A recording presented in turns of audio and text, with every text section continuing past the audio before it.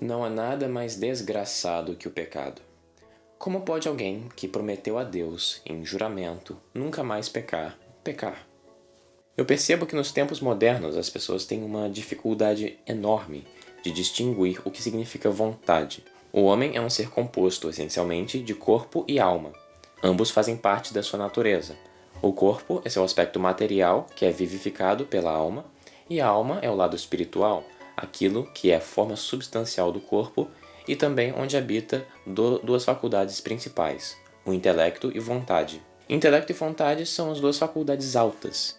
As faculdades baixas são as paixões do homem, que são criadas por Deus, não são intrinsecamente más, porém são distorcidas e desordenadas segundo a concupiscência da carne, criada pelo pecado original, o qual herdamos de Adão. Por exemplo, a paixão da ira não é intrinsecamente má, já que ela existe, e se ela existe, foi Deus que a criou, foi Deus que a colocou em nós. Também, assim como a fome ou o sono, todas as outras paixões foram criadas por Deus para certos propósitos. Por exemplo, a fome foi criada com um propósito ordenado de nos fazer querer cada vez mais comer quando nós precisamos nos alimentar. A concupiscência da carne, essa inclinação para o pecado, é essencialmente uma inclinação para a desordem do uso das paixões. Aqui existe uma distinção entre a inteligência angélica e a humana.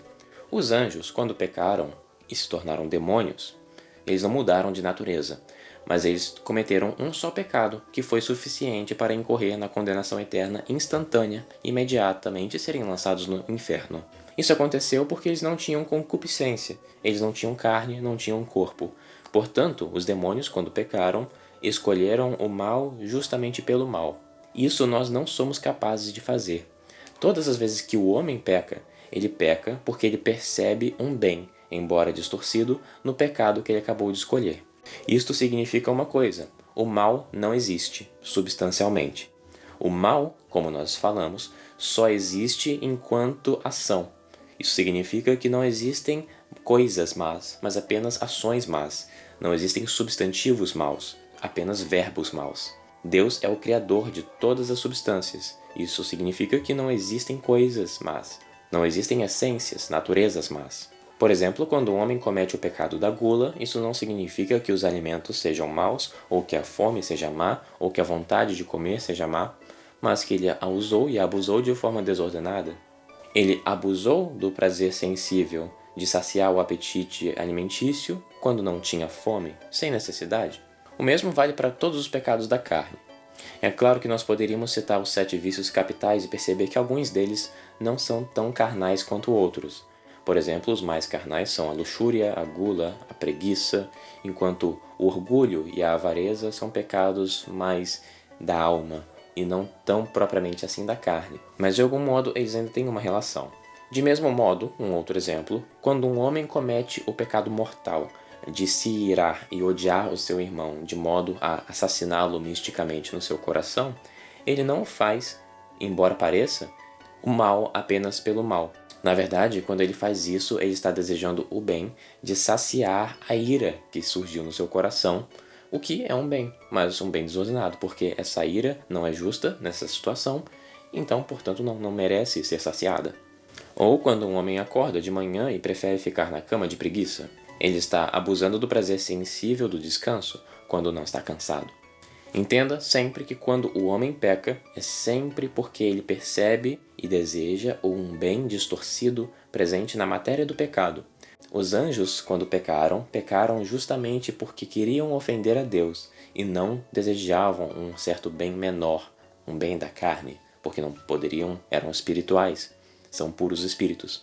É por isso que para nós, quando somos tentados, resistir e lutar contra a tentação dá a impressão de uma dor, de uma perda, de uma renúncia, de um certo sacrifício, porque é real, nós estamos renunciando um certo bem, embora desordenado. É por isso que a tentação é difícil, e é por isso que mesmo tendo a vontade geral de não pecar, nós pecamos. Então, como não pecar? Existe um aspecto importante da nossa vontade. Eu vou explicar a alma humana. Das nossas faculdades altas, nós possuímos intelecto e vontade. O intelecto é aquela faculdade a qual nos permite, como que misticamente, ver, não no sentido literal, não no sentido físico, mas conhecer apreender todas as informações a respeito do que é certo, errado e neutro. Existe também um terceiro fator que pertence ao intelecto, que é uma operação do raciocínio que se chama razão. Através da razão, nós vamos raciocinar e descobrir certas verdades que não eram explicitamente conhecidas antes, através do conhecimento implícito que nós já possuímos. Aquilo que era antes implícito torna-se explícito ao nosso intelecto através da ação da razão. Já a nossa vontade, que é absolutamente necessária para confeccionar um pecado mortal, por exemplo, ela segue cegamente o nosso intelecto.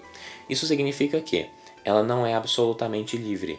Ela só é livre quando ela tem a oportunidade de escolher entre duas coisas conflitantes, das quais só pode optar por uma. Para fazer uma linha de sucessão, eu poderia dizer que a razão informa o intelecto e o intelecto informa a vontade. Então, como que um católico fiel e devoto é capaz de cometer um pecado mortal, já que ele deseja o céu e não deseja cometer pecado mortal em geral? Aqui surge o sistema da tentação. A tentação acontece com o homem porque ele, diferente da natureza angélica, possui a concupiscência da carne, a qual ele herdou de Adão por causa do pecado original. A concupiscência da carne é essa tendência que nós temos de inclinação para a desordem. Os anjos, quando eles pecaram, o fizeram justamente porque queriam ofender a Deus. Nós, homens, quando pecamos porque nós optamos por certos bens que são menores que a justiça divina. E lembrando que a justiça divina não é apenas um atributo divino que Deus possui.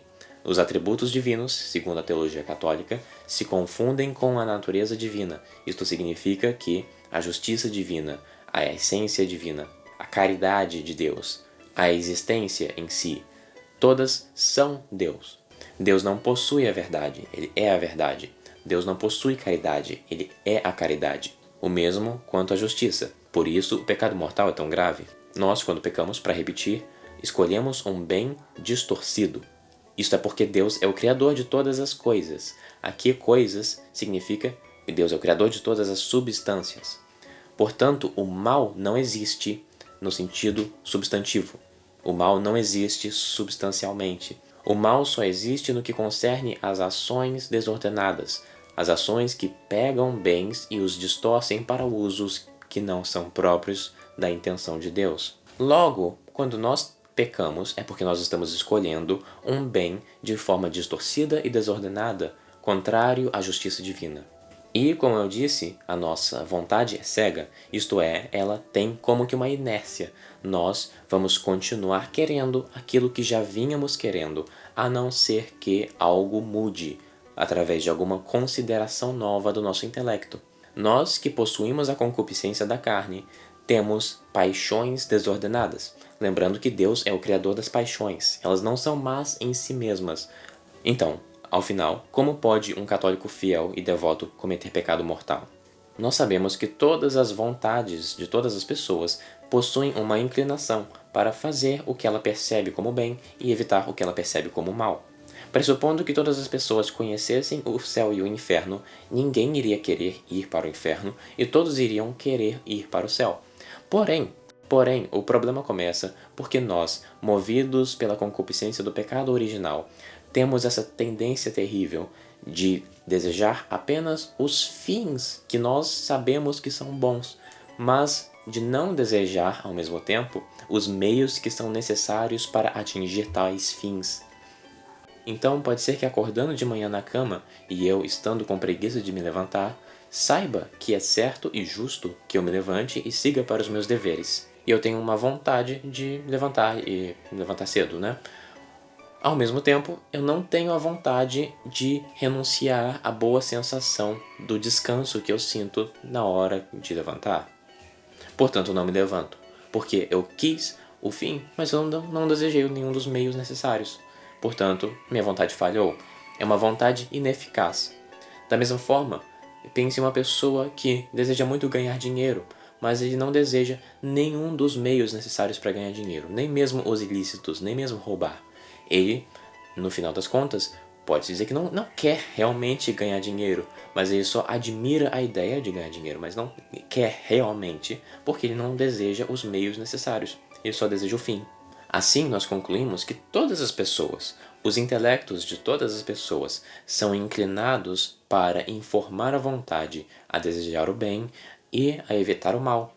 Todas as pessoas, conhecendo o céu e o inferno, nenhuma delas iria querer ir para o inferno, e todas iriam desejar ir para o céu. Mas isso não significa que todas desejariam todos os meios necessários para ir para o céu, isto é, acreditar em todas as coisas necessárias para ir para o céu, receber todos os sacramentos necessários para ir para o céu e renunciar todos os prazeres ilícitos do pecado necessários para ir para o céu. Então eu posso ter uma vontade geral para certo fim, mas não desejar todos os meios eficazes e necessários para tal fim. Como eu disse, a nossa vontade é cega e inerte. Isto significa que a vontade só vai agir segundo o intelecto. Ela atua sobre o que ela conhece. Nós não podemos querer o que não conhecemos. E ela também é inerte, o que significa que nós nunca vamos mudar de vontade do nada, absolutamente, espontaneamente, sem motivo algum.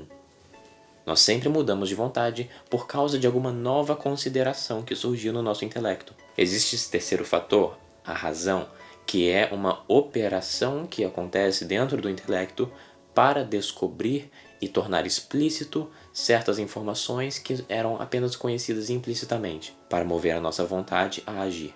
Assim, é interessante considerar como que funciona internamente o processo de tentação. Um dos piores tipos de tentação são as tentações da carne, por exemplo, o mau pensamento contra a pureza. Quando eles acontecem, eles tendem a agir de maneira invasiva. Os pensamentos começam como que automaticamente na nossa mente, involuntariamente, sem que nós peçamos eles, sem que façamos algo para provocá-los. E nesse sentido, nós só temos a obrigação de expulsar aquilo que já está dentro da nossa mente. O problema que muitas vezes acontece é que existe sempre um movimento das paixões, involuntário também, que nós temos por causa da concupiscência da carne, que nos fazem basicamente focar o nosso intelecto apenas no objeto da tentação.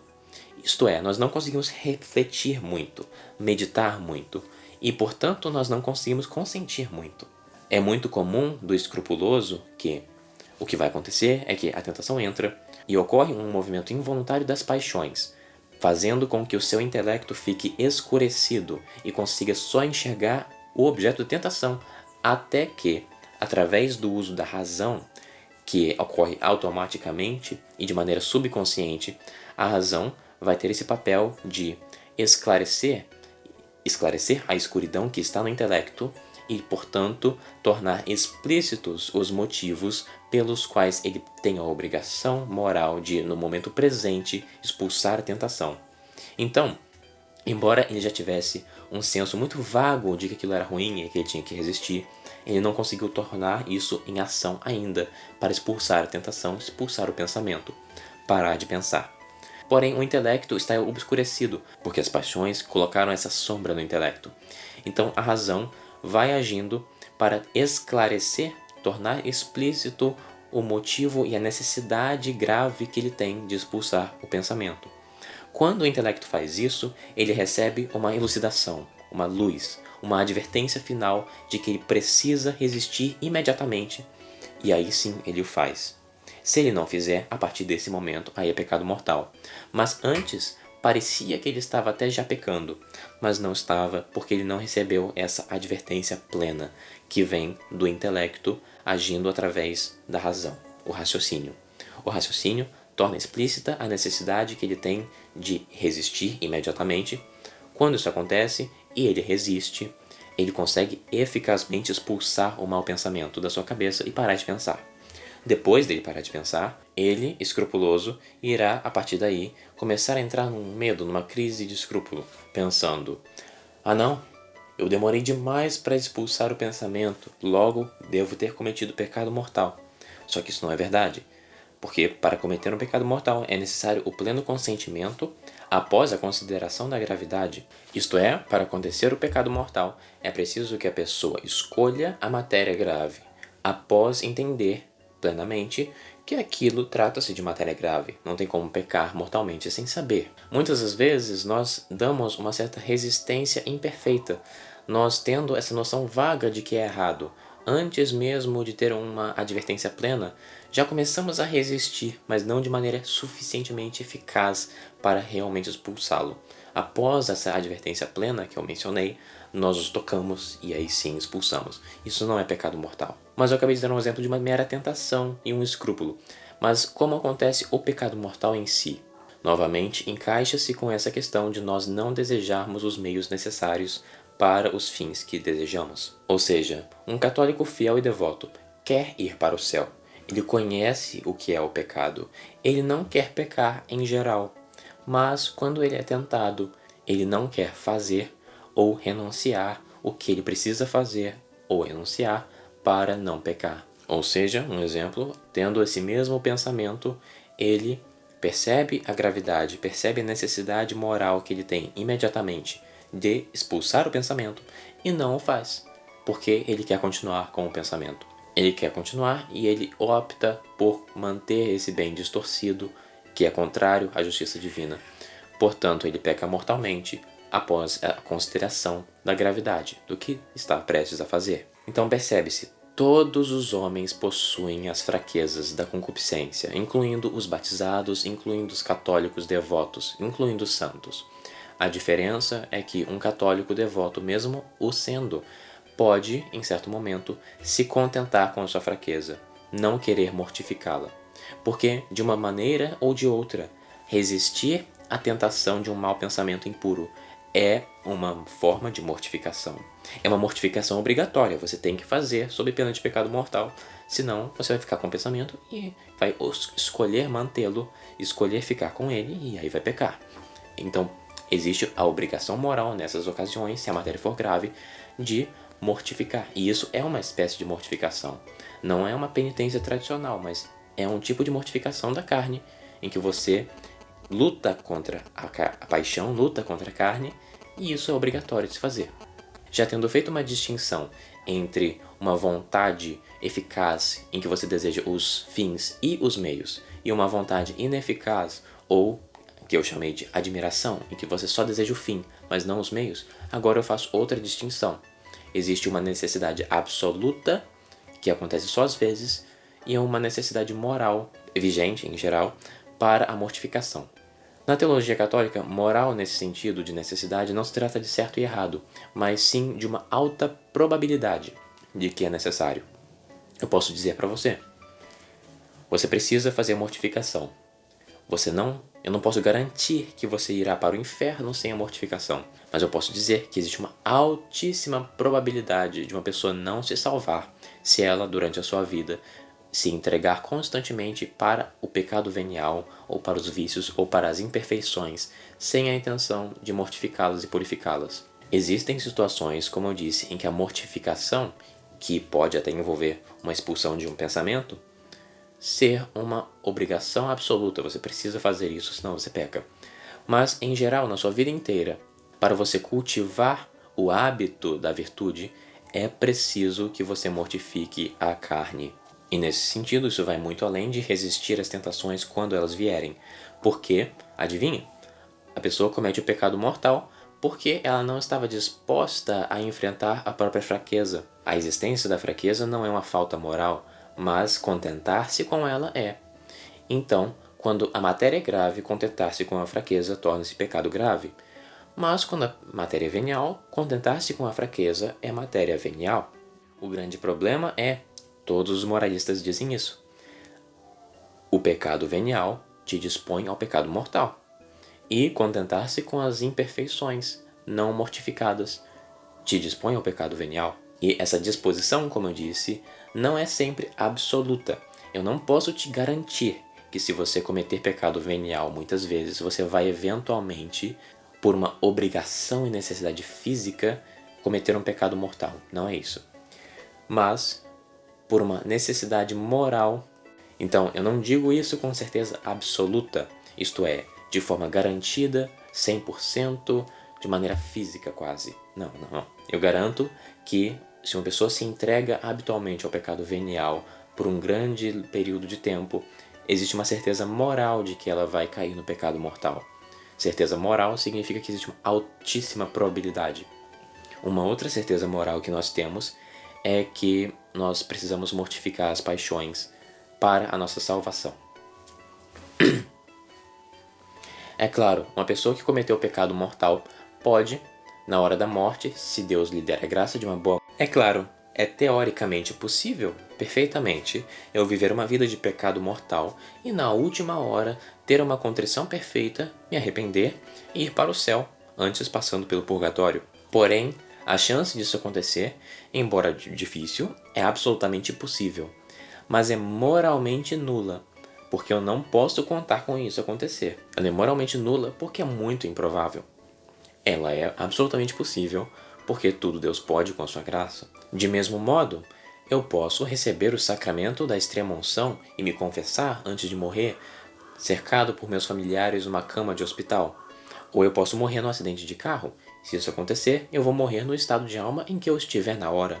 Não vou ter nem tempo para o arrependimento. Contando que a possibilidade de uma morte ruim é muito maior do que uma morte boa, nós devemos viver sempre como se estivéssemos preparando para morrer, porque nós estamos. Mas o que determina se nós vamos perseverar? Se nós vamos, nas horas das tentações, preferir o contentamento com a paixão da carne e o bem inferior, ou se vamos resistir por amor a Deus? Uma das formas de garantir que nós nos santifiquemos é a mortificação dos sentidos.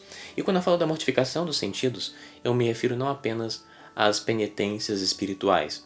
O católico moderno tem muita tendência de querer substituir todo tipo de mortificação corpórea por espirituais.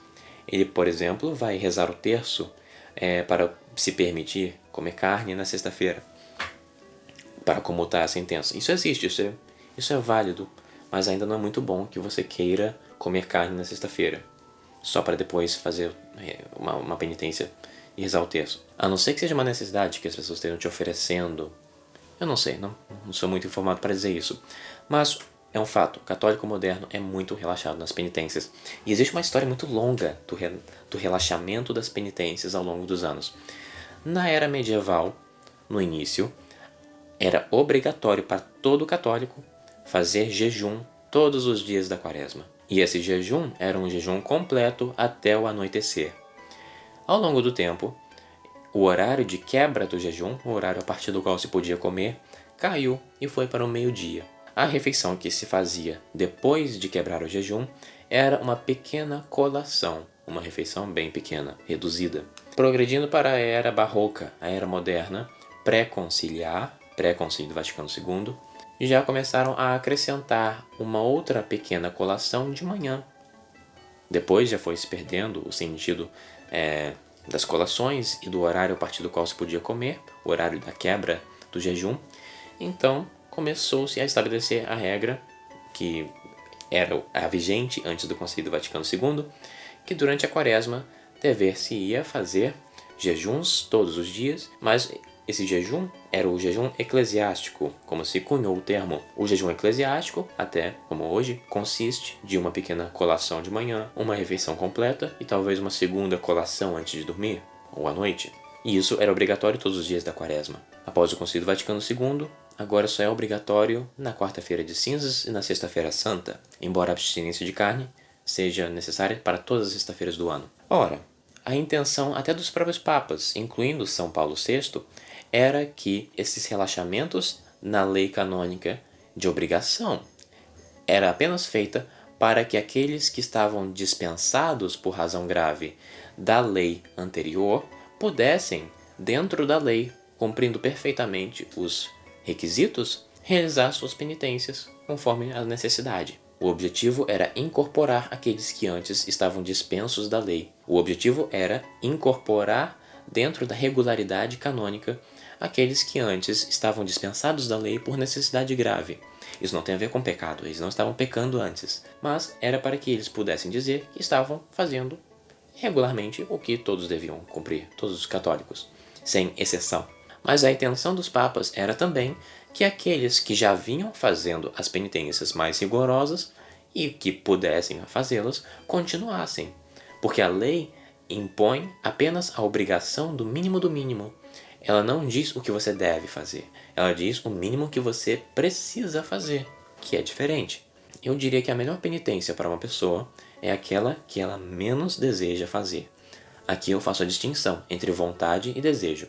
Vontade é o que você realmente faz, que a sua faculdade da alma faz. O desejo é a paixão, aquilo que o seu corpo está inclinado a querer fazer. Ora, é moralmente necessário fazer mortificação dos sentidos durante a vida para ser salvo. É necessário também para conseguir qualquer coisa, seja uma ambição sobrenatural ou natural, que nós desejemos os meios para os fins, tanto quanto nós desejamos os fins. Aquele que só deseja o fim não quer de verdade. Por isso, eu gosto, novamente, para reforçar, chamo isso de uma mera admiração. Como diz o sábio padre Renato Leite, nós não somos o que conhecemos. Não somos o que sabemos. Porque, na verdade, nós conhecemos muitas coisas lindas, fantásticas, santas, puras, maravilhosas, inspiradoras. Conhecemos as vidas dos santos, conhecemos a teologia sobre as perfeições divinas, conhecemos todos os detalhes da paixão de Cristo e ainda assim não nos convertemos.